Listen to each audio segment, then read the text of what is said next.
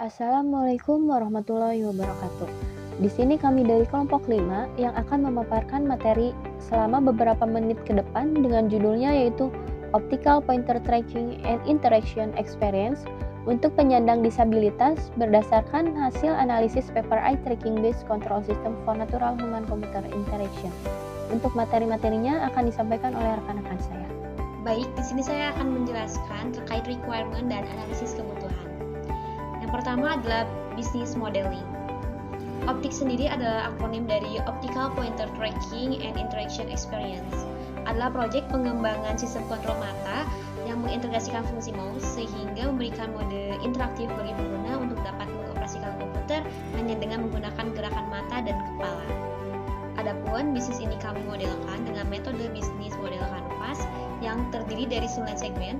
Segmen yang pertama itu adalah customer segments, yang mana yang menjadi sasaran dari bisnis ini adalah pengguna akhir kami, yaitu adalah mereka para penyandang disabilitas motorik. Lalu selanjutnya ada bisnis dan perusahaan, dan selanjutnya ada lembaga. Segmen selanjutnya ada value proposition. Value proposition ini mencakup value atau jasa apa saja yang kami tawarkan dari bisnis ini. Value proposition-nya adalah yang pertama menggantikan mouse, interaksi sederhana, kostumasi pengguna, pembelajaran dan pelatihan, dan yang terakhir keamanan dan privasi. Selanjutnya ada channels. Channels ini adalah sarana bagi kami untuk dapat menyampaikan manfaat dari produk kami. Itu adalah melalui penjualan secara langsung maupun melalui online platform. Selanjutnya ada customer relationship. Ini terkait cara kami membangun hubungan dengan customer. Di sini melalui metode dukungan pelanggan. Dukungan pelanggan ini bisa melalui implementasinya melalui media customer service ataupun menggunakan media feedback form. Selanjutnya ada segmen revenue stream. Revenue stream sendiri adalah bagaimana cara kami menentukan atau memperoleh keuntungan dari bisnis ini. Yang pertama itu adalah melalui penjualan perangkat keras, selanjutnya melalui lisensi perangkat lunak, selanjutnya melalui layanan konsultasi dan pelatihan. Selanjutnya ada key activities. Key activities ini adalah yang menjadi aktivitas utama dari bisnis yang kami jalankan. Itu adalah terkait penelitian dan pengembangan. Selanjutnya adalah pemasaran dan promosi. Segmen selanjutnya ada key resources. Key resources ini adalah sumber daya yang kami miliki dari bisnis ini. Yang pertama itu adalah teknologi eye tracking itu sendiri. Lalu selanjutnya adalah tim pengembang. Selanjutnya ada key partnership. Key partnership ini adalah pihak-pihak yang mengadakan kerjasama bersama kami. Itu ada produsen perangkat keras, lalu ada pengembang perangkat lunak, lalu selanjutnya ada lembaga penelitian dan pendidikan. Dan yang terakhir ada cost structure. Cost structure ini meliputi biaya-biaya apa saja yang kami keluarkan dalam menjalankan bisnis ini. Yang pertama ada biaya untuk pengembangan produk, pemasaran dan penjualan, dan dukungan pelanggan. Selanjutnya adalah business requirement. Business requirement ini kami modelkan dengan menggunakan use case diagram, yang mana ini terdiri dari 5 use case. 5 use case ini merepresentasikan fungsi-fungsi yang harapannya akan diimplementasikan lebih lanjut di produk kami. Fungsi yang pertama adalah fungsi untuk menggantikan mouse, fungsi untuk interaksi sederhana, fungsi untuk kostumasi pengguna, fungsi untuk pembelajaran dan pelatihan, dan yang terakhir adalah fungsi keamanan dan privasi. Adapun aktor dari use case diagram ini adalah end user, yaitu individu dengan keterbatasan motorik. Di sini saya akan menyampaikan materi yang kedua, yaitu mengenai sistem requirement. Nah, pada bagian ini mendokumentasikan hasil pemodelan sistem selama fase persyaratan pengembangan optik dalam bentuk sketsa antarmuka pengguna dan model use case. Nah, pada sistem requirement ini terdapat beberapa bagian. Yang pertama itu ada actor list, lalu yang kedua ada use case list, lalu yang ketiga itu ada use case diagram, dapat dilihat pada gambar di atas. Nah, lalu yang ketiga itu ada use case survey. Nah, yang selanjutnya itu ada use case data, yang selanjutnya itu ada supplementary requirement. Nah, pada supplementary requirement ini kita menyediakan memastikan supaya aplikasi ini memenuhi kebutuhan penggunanya. Selanjutnya itu ada supplementary requirement. Nah, pada supplementary requirement ini kita menyediakan memastikan supaya aplikasi ini memenuhi kebutuhan penggunanya. Yang selanjutnya itu ada use case prioritas.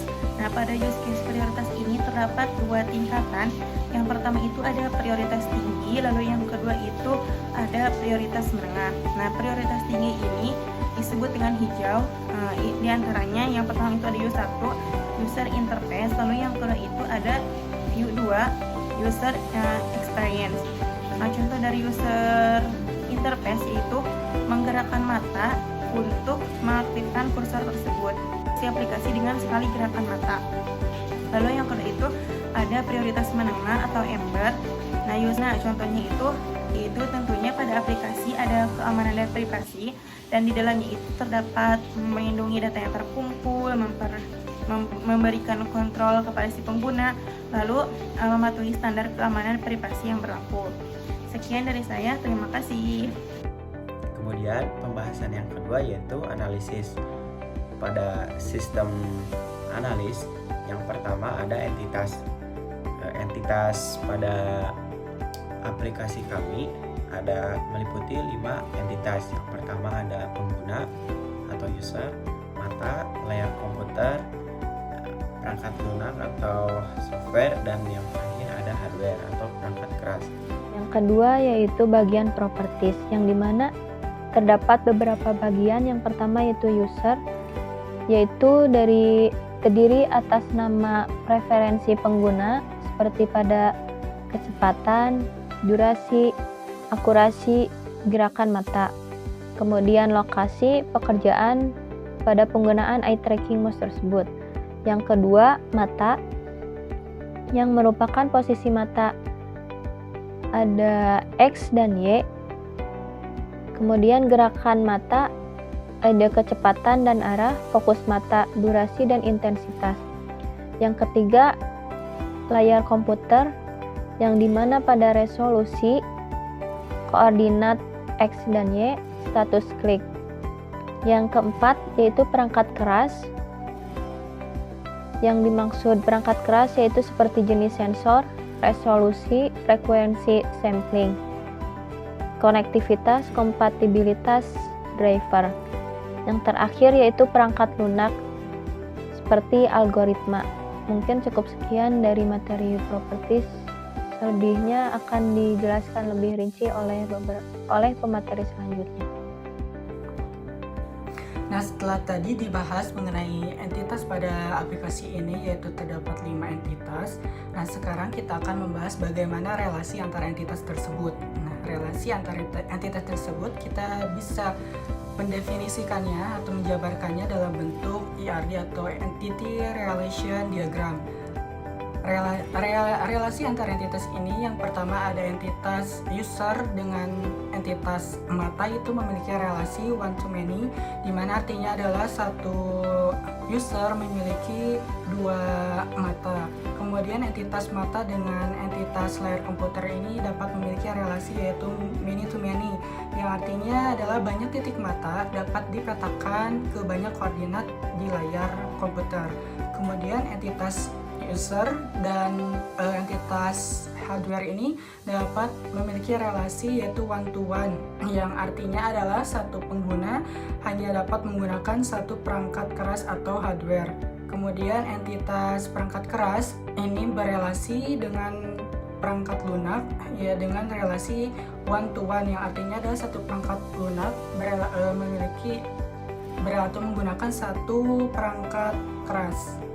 Nah, di mana relasi ini software itu akan berelasi one to one dengan user dengan jenis relasinya adalah menggunakan.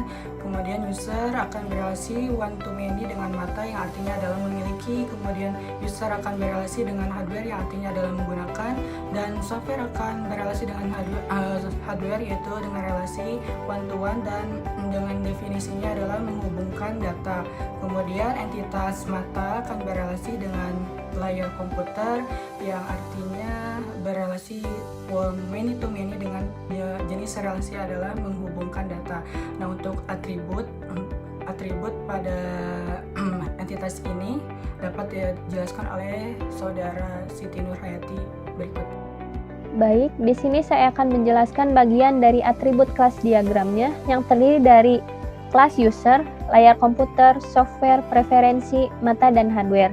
Yang pertama, saya akan menjelaskan terlebih dahulu dari bagian user, yang terdiri dari nama, yang digunakan untuk menyimpan nama pengguna.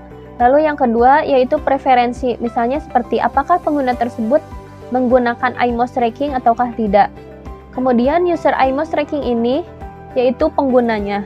Seperti pada yang pertama, yaitu hampir sama dengan nama. Kelas yang kedua yaitu layar komputer yang terdiri dari resolusi, koordinat X dan Y, dan status klik. Lalu kelas yang ketiga ada software yang terdiri dari algoritma pelacakan mata dan antar muka pengguna. Kemudian kelas yang ketiga yaitu preferensi terdiri dari kecepatan, durasi, dan akurasi. Kemudian kelas yang selanjutnya yaitu mata terdiri dari posisi X dan Y, gerakan X dan Y, fokus durasi, dan fokus intensitas. Lalu yang terakhir yaitu kelas hardware yang terdiri dari jenis sensornya, resolusi, frekuensi sampling, konektivitas, kompatibilitas, dan driver. Jadi pada diagram kelas atribut ini dapat digunakan untuk memahami hubungan antara masing-masing kelas tersebut di dalam sistem iMouse tracking ini. Jadi selain itu, diagram kelas ini dapat digunakan untuk menentukan atribut-atribut yang diperlukan untuk masing-masing kelas tersebut. Mungkin cukup sekian dari materi atribut kelas diagram ini.